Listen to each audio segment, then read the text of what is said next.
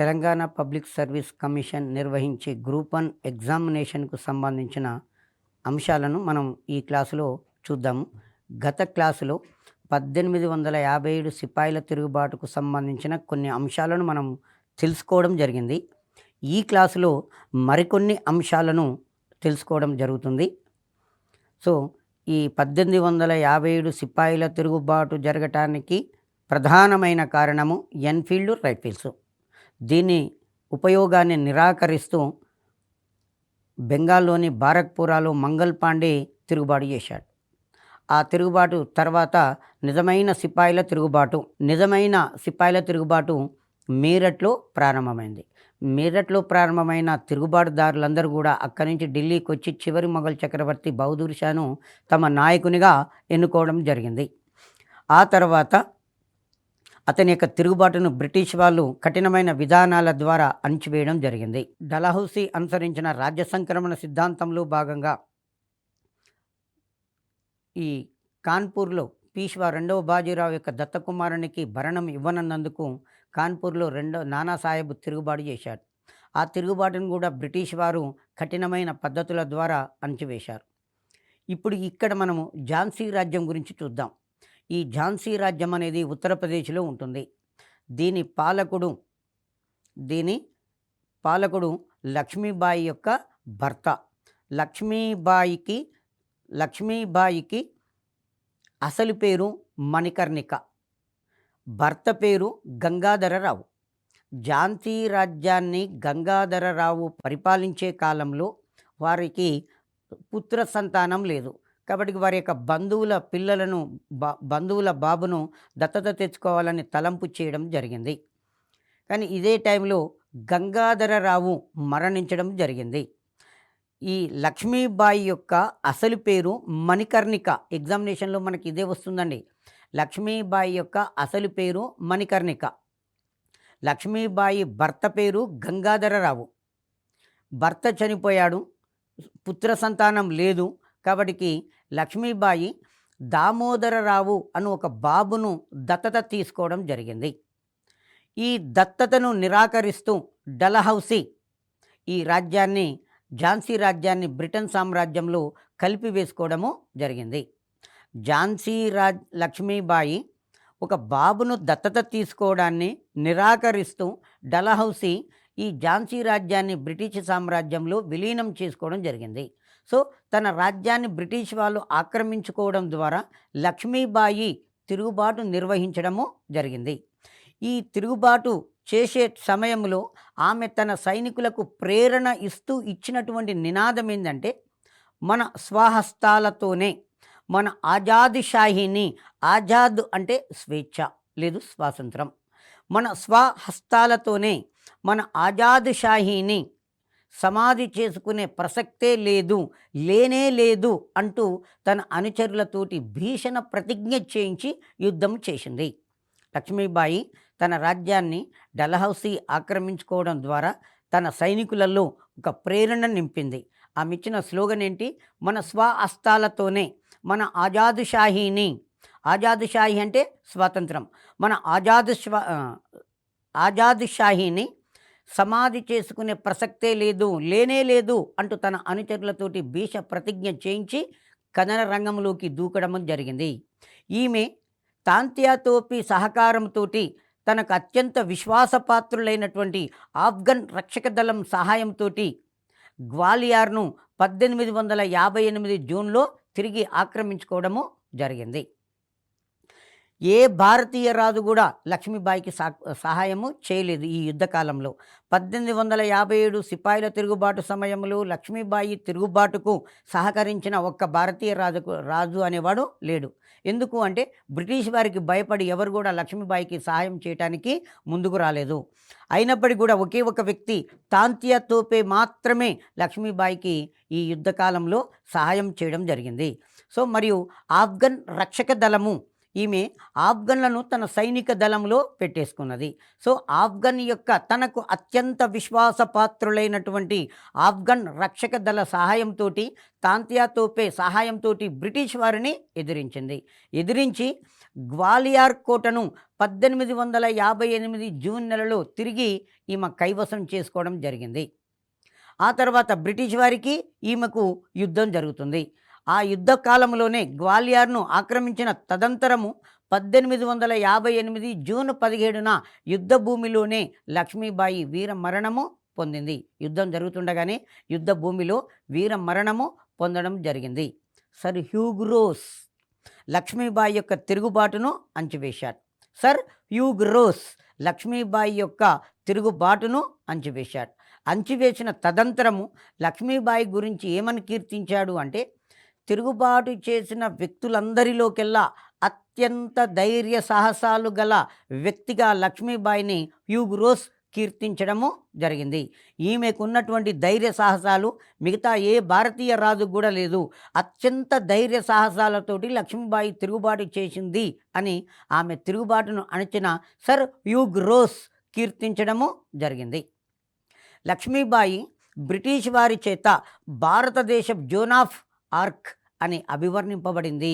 Zone of arc అని British వారి చేత కీర్తింపబడిన వ్యక్తి ఎవరు? లక్ష్మీబాయి. లక్ష్మీబాయి అంత ధైర్య సాహసాలను ప్రదర్శించి బ్రిటిష్ వారిని భయపెట్టించడం అనేది జరిగింది. తర్వాత డల్హౌసీ 1856 సంవత్సరంలో దుష్ట పాలన అను నెపంతో అయోధ్యను ఆక్రమించాడు. ఔద్ అన్న అయోధ్య అన్న ఒకటే.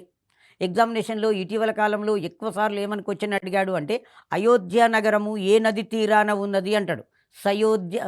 సరయూ నది తీరాన. అయోధ్య సరయూ నది తీరాన ఉన్నది. సరయూ నది అయోధ్యను 2 భాగాలుగా విభజిస్తుంది. ఈ అయోధ్య లేదా ఔద్ నగరాన్ని పరిపాలన సక్రమంగా లేదు అను ఒక తప్పుడు ఆరోపణతోటి డల్హౌసీ అయోధ్యను ఆక్రమించాడు. సో కాబట్టి అయోధ్య నవాబు వాజిద్ అలీ షాకు సహాయంగా సామాన్య ప్రజలు కూడా సైన్యంలో చేరి బ్రిటిష్ వారిని వ్యతిరేకించారు. అయోధ్యను పరిపాలిస్తున్న వ్యక్తి వాజిద్ అలీ షా. ఈయన చిన్న బాలుడు, తండ్రి చనిపోవడం వలన వారసత్వంగా అధికారంలోకి వచ్చాడు. వాజిద్ అలీ షా తరపున అతని తల్లి రాజ్య పరిపాలన చేస్తుంది. కాబట్టి బ్రిటిష్ వారికి డల్హౌసీకి ప్రధానమైన కోరిక ఏంది? భారతదేశంలో ఎంతసేపు రాజ్యాన్ని యుద్ధాలు చేయకుండా ఆక్రమించుకోవాలి అనే కారణం. సో కాబట్టి వాజిద్ అలీ షా యొక్క పరిపాలన సక్రమంగా లేదు, ఇక్కడ పరిపాలన దుష్ట పరిపాలన జరుగుతుంది, చెడు పరిపాలన జరుగుతుంది అని ఒక ఆరోపణ చేసి ఆ రాజ్యాన్ని ఆక్రమించుకున్నాడు. ఎప్పుడైతే అయోధ్య రాజ్యాన్ని డల్హౌసీ ఆక్రమించుకున్నాడో వాజిద్ అలీ షా తిరుగుబాటు చేశాడు. వాజిద్ అలీ షాకు మద్దతుగా సామాన్య ప్రజలు కూడా ఈ యుద్ధంలో పాల్గొనడం జరిగింది.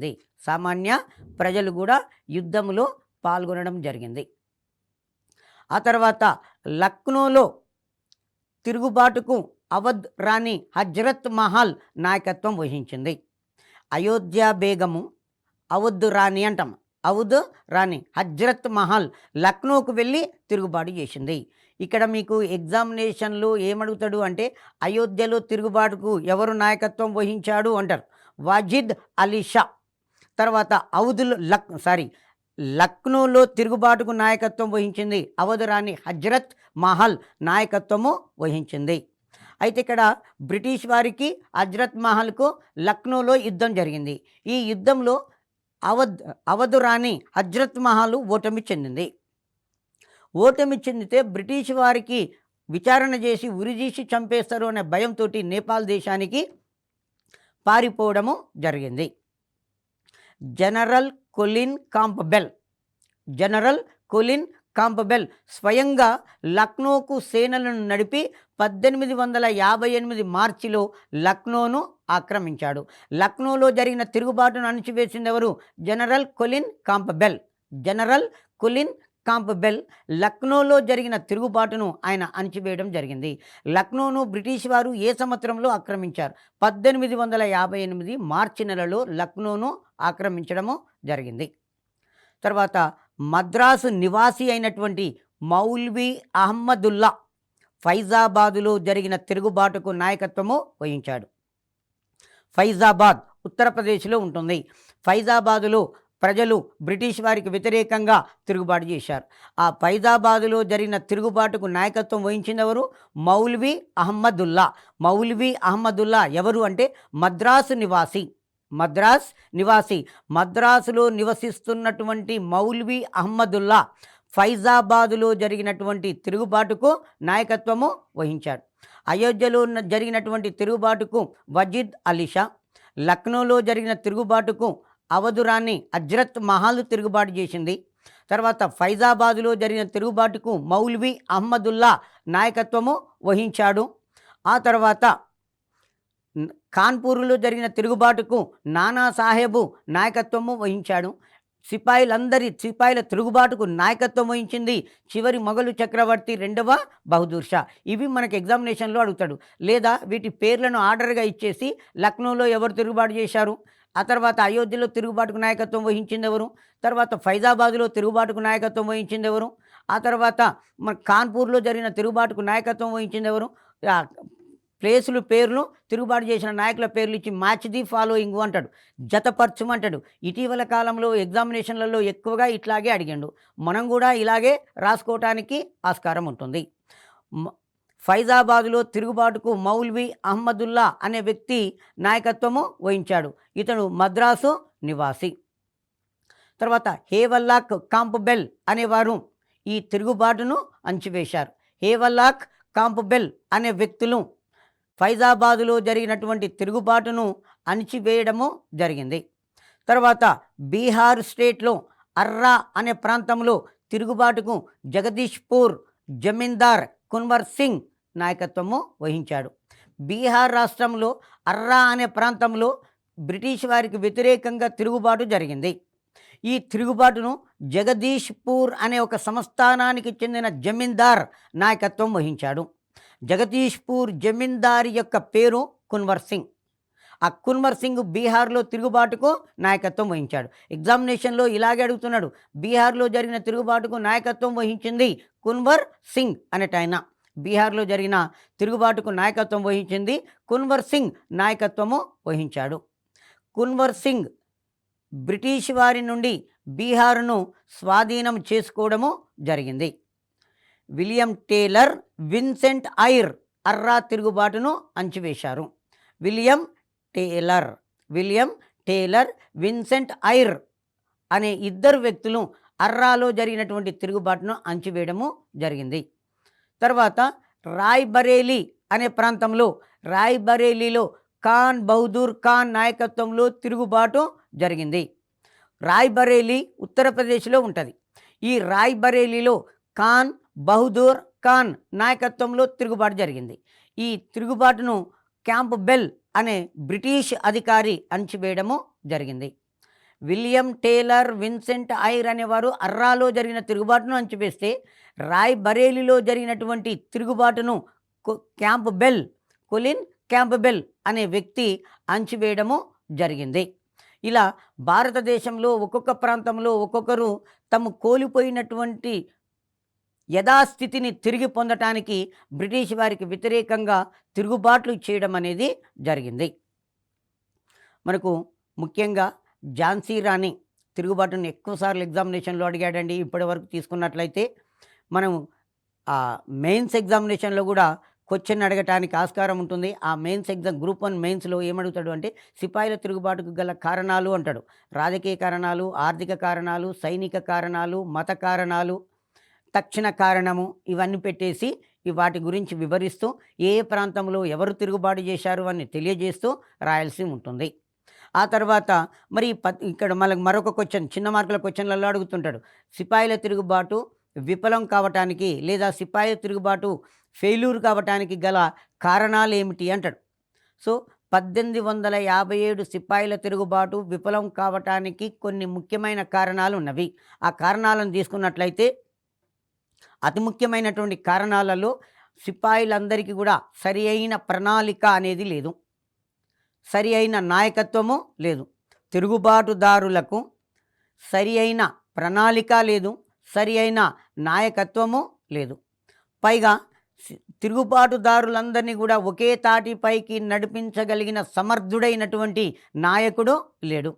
ఎక్కడెక్కడైతే భారతదేశ వ్యాప్తంగా వివిధ ప్రాంతాలలో తిరుగుబాటు జరుగుతున్నాయి. ఆ తిరుగుబాటు చేసే వ్యక్తులందరినీ కూడా ఒకే దగ్గరికి తీసుకొని వచ్చి అందరినీ కూడా ఏకతాటిపై నడిపించే సామర్థ్యం కలిగినటువంటి నాయకుడు ఆనాడు లేకపోవడము ప్రధానమైనటువంటి లోపము. స తిరుగుబాటుదారులకు సరి అయిన ప్రణాళిక లేకపోవడము, తర్వాత సరి అయిన నాయకత్వం అనేది లేకపోవడము, మరియు సిపాయిలందరినీ కూడా తిరుగుబాటుదారులందరినీ కూడా ఒకే తాటిపైకి తీసుకొచ్చి నడిపించలేకపోవడము మరొక కారణము. పైగా ఈ తిరుగుబాటుదారులందరికీ కూడా ఒకరిపై ఒకరికి అసూయ ద్వేషాలు పెంచుకున్నారు. అపనమ్మకం అనేది ఏర్పడింది. తమలో తాముకే అపనమ్మకం అనేది ఏర్పడింది. మనం ఉదాహరణకు తీసుకున్నట్లయితే పేరుకు మాత్రమే మొఘల్ చక్రవర్తి రెండో బహదూర్ షాను నాయకునిగా ప్రకటించారు. ఆ తర్వాత కాన్పూర్లో నానాసాహెబ్ తిరుగుబాటు చేశాడు. నానాసాహెబ్ యొక్క సైన్యాలకు తాంతియా తోపే నాయకత్వం వహించాడు. అట్లాగే ఝాన్సీ రాణి లక్ష్మీబాయి స్వతంత్రంగా తిరుగుబాటు చేసింది. నానాసాహెబ్ తిరుగుబాటు చేసే సహాయానికి ఝాన్సీలో జరిగిన తిరుగుబాటుకు ఆ లక్ష్మీబాయికి సహకరించిన నాయకుడు అనేవాడే లేడు. ఆమె స్వతంత్రంగా చేసింది. ఒక తాంతియా తోపే మాత్రమే ఆమెకు సహాయము అందించగలిగాడు. తర్వాత ఔద్ రాణి లక్నోలో తిరుగుబాటు చేసింది. ఆ తర్వాత ఫైజాబాదులో మద్రాసు నివాసి తిరుగుబాటు చేశాడు. అట్లాగే అర్రాలో కున్వర్ సింగ్ అనేవాడు తిరుగుబాటు చేశాడు. ఏ ప్రాంతంలో ఎవరైతే నష్టపోయారో వాళ్ళే తిరుగుబాటు చేశారు తప్ప దేశమంతా కూడా తిరుగుబాటుదారులను అందరినీ కూడా సమైక్యం చేసే సమర్థుడైనటువంటి నాయకుడు లేకపోవడము ప్రధానమైన లోటుగా చెప్పుకోవచ్చు. తిరుగుబాటుదారులు ఒకరిపై ఒకరు అసూయ పెంచుకున్నారంటే నమ్మకం అనేది పెంచుకోలేకపోయారు. కొంతమంది భారతీయ రాజులు ఈ తిరుగుబాటును అణచడానికి బ్రిటిష్ వారికి సహాయం చేయడం అనేది జరిగింది. కొంతమంది భారతీయ రాజులు తిరుగుబాటును అణచడానికి బ్రిటిష్ వారికి సహాయం చేయడం అనేది జరిగింది. ఈ తిరుగుబాటుదారులకు సరి అయిన ఆయుధాలు లేవు, సరి అయిన రవాణా సౌకర్యాలు లేవు. పైగా రవాణా సౌకర్యాలు కూడా లేవు. మరి బ్రిటిష్ వారికి ఆధునికపరమైన ఆయుధాలు ఉన్నవి, రవాణా సౌకర్యాలను ఉపయోగించుకున్నారు. ఉదాహరణకు బ్రిటిష్ వారు రైల్వేలను ఉపయోగించుకోగలిగారు, తంతి తపాల సౌకర్యాన్ని ఉపయోగించుకోగలిగారు. బ్రిటిష్ వారికి అత్యాధునికమైన ఆయుధాలు ఉన్నవి, భారతీయులకు అత్యాధునికమైన ఆయుధాలు లేవు. ట్రాన్స్పోర్టు రైల్వే సౌకర్యాలు లేవు, తంతి తపాల సౌకర్యాలు అనేవి భారతీయులకు లేవు, సరి అయిన ఆయుధాలు కూడా భారతీయులకు లేవు. పైగా గూర్ఖాలు సిక్కులు సైన్యంలో చేరి ఈ తిరుగుబాటును అణచడానికి బ్రిటిష్ వారికి సహాయం చేశారు.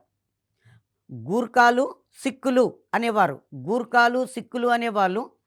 ఈ ప్రభుత్వానికి సహాయము యుద్ధంలో సిపాయిలకు వ్యతిరేకంగా ప్రభుత్వానికి సపోర్ట్ చేయడం అనేది జరిగింది. ముఖ్యంగా సిక్కులు ఏమని చెప్పారు అంటే, పంజాబ్ రాష్ట్రము బాగా అభివృద్ధి చెందింది అంటే దానికి బ్రిటిష్ వారే ప్రధాన కారణం. సో కాబట్టి బ్రిటిష్ వారు పరిపాలించడం వలన భారతదేశం ఇంకా అభివృద్ధి చెందుతుంది, కాబట్టి మేము యుద్ధంలో బ్రిటిష్ వారికి సపోర్ట్ చేస్తున్నామని సిక్కులు అనేవాళ్ళు ప్రకటించడం జరిగింది. హైదరాబాద్ నిజాం, ఆనాడు హైదరాబాదును పరిపాలిస్తున్న రాజు అఫ్జలుద్దౌలా. ఇది మనకి ఎగ్జామినేషన్లో అడుగుతాడండి. తెలంగాణ హిస్టరీలో భాగంగా 1857 సిపాయిల తిరుగుబాటు భారతదేశంలో జరుగుతున్నప్పుడు ఆనాడు హైదరాబాదును ఏ రాజు పరిపాలిస్తున్నాడు అంటాడు, అఫ్జలుద్దౌలా హైదరాబాద్ సంస్థానాన్ని పరిపాలించేటప్పుడు ఉత్తర భారతదేశంలో సిపాయిల తిరుగుబాటు జరుగుతుంది. ఆ తర్వాత గ్వాలియర్ సింధియా అనేటాయన, గ్వాలియర్ను పరిపాలించే సింధియా, తర్వాత నేపాల్ను పరిపాలించే రాజులు ఈ తిరుగుబాటును అంచడానికి బ్రిటిష్ వారికి సహాయము చేయడం అనేది జరిగింది. ఆ తర్వాత బ్రిటిష్ వారికి సహాయం చేశారు. ఉదాహరణకు తీసుకున్నట్లయితే దీపాంకర్ రావు సింధియా మంత్రి గ్వాలియర్, దీపాంకర్ రావు సింధియా యొక్క మంత్రి, గ్వాలియర్ను పరిపాలించే దీపాంకర్ రావు సింధియా యొక్క మంత్రి. తర్వాత హైదరాబాద్ అఫ్జలుద్దౌలా, కాశ్మీరును పరిపాలించే గులాబ్ సింగ్, నేపాల్ను పరిపాలించే జంగ్ బహదూర్, తర్వాత భోపాల్ను పరిపాలించే బేగం మరియు భారత మేధావి వర్గం సిపాయిల తిరుగుబాటును అణచడంలో బ్రిటిష్ వారికి సహాయపడినటువంటి కొంతమంది భారతీయ పాలకులను తీసుకున్నట్లయితే దీపాంకర్ రావు సింధియా గ్వాలియర్కు సంబంధించినవాడు. తర్వాత అఫ్జలుద్దౌలా హైదరాబాదు యొక్క నిజాము, గులాబ్ సింగ్ కాశ్మీరు పాలకుడు, జంగ్ బహదూర్ నేపాల్ యొక్క పాలకుడు, బేగం భోపాలును పరిపాలిస్తున్నటువంటి రాణి, భారతదేశంలో ఉన్న మేధావి వర్గము. బ్రిటిష్ వారి వల్లనే మనం అభివృద్ధిలోకి రాగలుగుతాము కాబట్టి బ్రిటిష్ వారికి ఈ 1857 సిపాయిల తిరుగుబాటులో వీళ్ళందరూ కూడా సహాయము చేయడం జరిగింది. తర్వాత హోల్కర్ సింధియాలు బ్రిటిష్ వారికి అత్యంత విశ్వాస పాత్రులుగా ఉన్నారు. హోల్కర్లు మహారాష్ట్రలో ఉన్నటువంటి మరాఠుల యొక్క సేనాధిపతులు. హోల్కర్లు సింధియాలు బ్రిటిష్ వారికి అత్యంత విశ్వాసపాత్రులుగా పనిచేశారు. సింధియా సహాయం గురించి ప్రస్తావిస్తూ బ్రిటిష్ జనరల్ ఇన్నెస్ ఈ విధంగా చెప్పాడు. ఇతని సహాయము బ్రిటిష్ వారికి భారతదేశాన్ని దక్కించింది అని పేర్కొన్నాడు. సింధియా బ్రిటిష్ వారికి చేసిన సహాయం గురించి ఆనాటి బ్రిటిష్ జనరల్ ఇన్నెస్, ఆనాటి భారతదేశంలో ఉన్నటువంటి బ్రిటిష్ అధికారి general Innes, British general Innes ఇతని సహాయము సింధియా సహాయం గురించి వర్ణిస్తూ బ్రిటిష్ వారికి భారతదేశాన్ని దక్కించింది అని పేర్కొన్నాడు. తర్వాత బొంబాయి, మద్రాసు, బెంగాలు, రాజపుటానా, పశ్చిమ పంజాబు తిరుగుబాటులో అసలు పాల్గొనలేదు. బొంబాయి రాష్ట్రము, మద్రాసు రాష్ట్రము, బెంగాలు రాష్ట్రము, రాజస్థాన్ రాష్ట్రము, పశ్చిమ పంజాబ్, ఎందుకంటే పంజాబులు రెండు ఉన్నాయండి. తూర్పు పంజాబు భారతదేశంలో భాగం అయిపోయింది, పశ్చిమ పంజాబు పాకిస్తాన్లో ఉన్నది. సో కాబట్టి పాకిస్తాన్లో ఉన్న పశ్చిమ పంజాబు, బొంబాయి, మద్రాస్, బెంగాల్, రాజపుత్రాలలో అసలు తిరుగుబాటులో పాల్గొనలేదు వాళ్ళు. తర్వాత ఏకైక నాయకత్వం ఏర్పడి ఉద్యమాన్ని నిర్వహించి ఉంటే బ్రిటిష్ ప్రభుత్వము ఈ తిరుగుబాటును ఏకైక నాయకత్వం ఏర్పడి, నేను ఒకసారి రిపీట్ చేస్తున్నానండి, ఏకైక నాయకత్వం ఏర్పడి ఉద్యమాన్ని నిర్వహించి ఉంటే బ్రిటిష్ ప్రభుత్వము ఆనవాలు లేకుండా పోయేది అని చెప్పి జాన్ లారెన్స్ అనేవాడు విశ్లేషించడము జరిగింది ఈ తిరుగుబాటు గురించి. భారతదేశంలో ఈ సిపాయిల తిరుగుబాటు ఫలితాల వలన ఏం జరిగిందనేది చెప్పడం జరుగుతుంది. కారణాలు, ఫలితాలు. 1857 సిపాయిల తిరుగుబాటు యొక్క ఫలితాలు.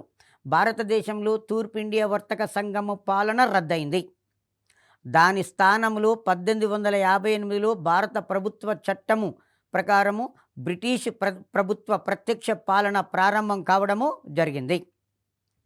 భారతదేశంలో తూర్పు ఇండియా వర్తక సంఘం రద్దయి భారతదేశ పాలన ఇంగ్లాండ్ రాణి లేదా రాజు ప్రత్యక్ష పాలనలోకి వెళ్ళింది. బ్రిటిష్ పార్లమెంటు 1858 ఆగస్టు 2న విక్టోరియా మహారాణి చట్టం చేసింది.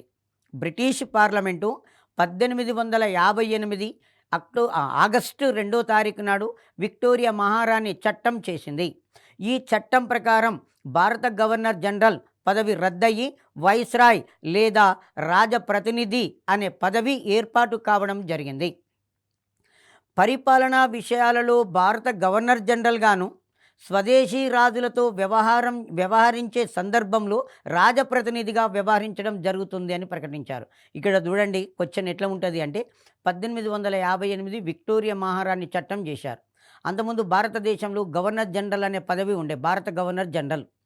ఈ భారత గవర్నర్ జనరల్ అనే పదవి రద్దయి వైస్రాయ్ అనే పదవి కొత్తగా ఏర్పడింది.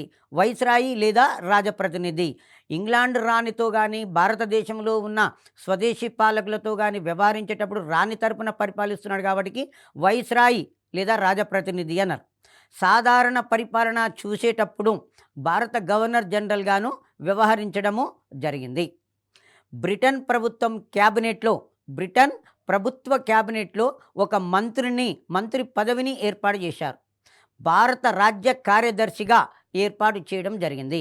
అతనిని భారతదేశంలో పాలనకు బాధ్యుని చేశారు.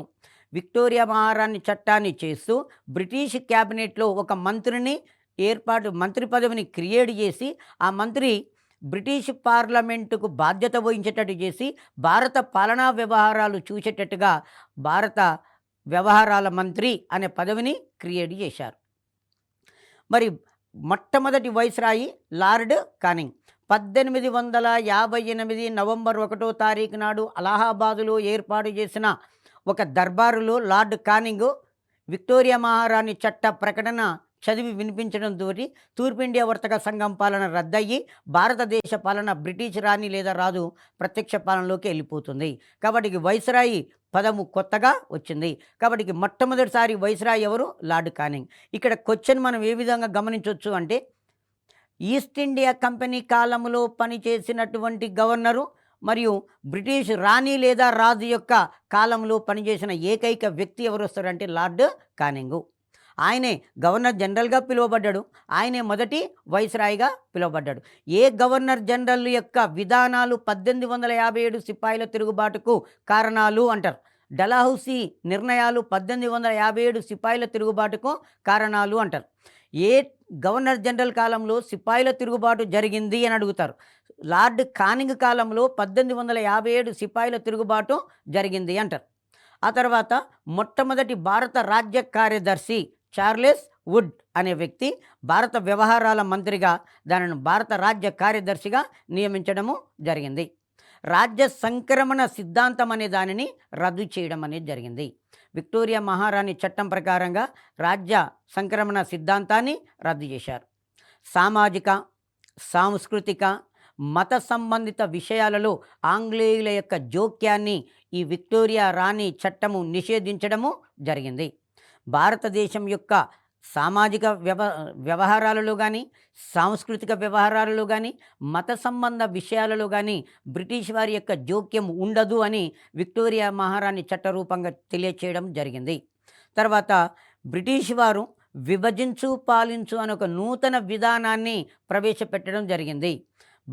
బ్రిటిష్ వారి యొక్క పాలసీ ఏంటి అంటే విభజించు పాలించు. భారతీయులను ఇద్దరిని కూడా కలవనీయొద్దు. అదే విభజించు పాలించు అంటారు. దాన్ని బ్రిటిష్ వారి యొక్క పాలసీ అని చెప్పుకోవడం జరిగింది. సో ఈ విధంగా మనకు ప్రిలిమ్స్లో వచ్చిన, మెయిన్స్లో వచ్చిన తప్పకుండా వస్తున్నాయి 1857 సిపాయిల తిరుగుబాటు నుంచి క్వశ్చన్స్. సో కాబట్టి 1857 సిపాయిల తిరుగుబాటును బాగా ప్రిపేర్ అయితే ఖచ్చితంగా మనం ఎగ్జామినేషన్లో గెట్ ఆన్ కావడానికి అవకాశం అనేది ఉంటుంది. Okay, thank you.